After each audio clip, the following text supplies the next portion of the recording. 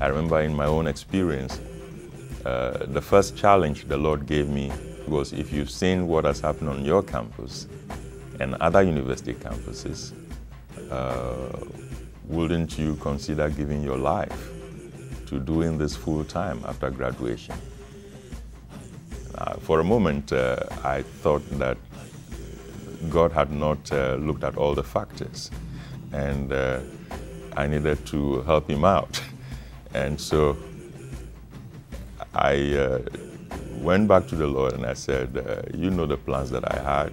I had plans to be a research scientist, and I want to be able to do that and be able to do what you're asking me to do as well. And the Lord, his response was consistent. It's very simple what he said. He said, Dela, that's my plan for some people, but that's not my plan for your life. And I said, now wait a moment, let me just explain this. You want me to work with Campus Crusade for Christ, and I'm going to do that. I'm going to finish all my studies and come back to this university campus and join the faculty, and I'll do this ministry. It will not cost you anything because I'll be on salary.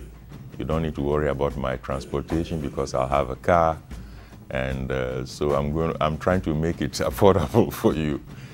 And the Lord will listen to all my talk, and the response was simple.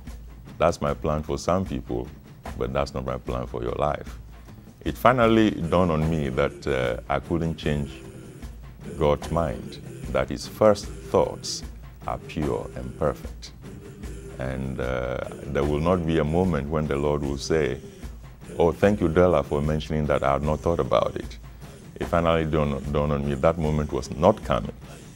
And the second thing the Lord used in my life was the realization that I had the chance and the option, really, to walk away from what God was calling me to do. He wouldn't force me. But the only thing is that I will live the rest of my life knowing that I walked away from God's plan A for my life. And that was scary. I didn't want to live the rest of my life knowing that I had walked away from God's plan A for my life.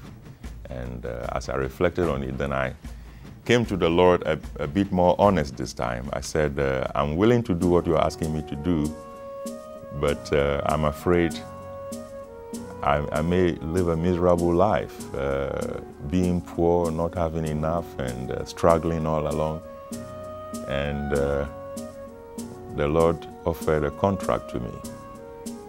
He said, Dela, if you make my work your concern, I will make your needs my concern. I thought that was a good offer. And so it was like a contract that we signed. And I decided to preoccupy myself with the work of the Lord and trust the Lord to be preoccupied with my needs. And so that contract was signed on October 13, 1978.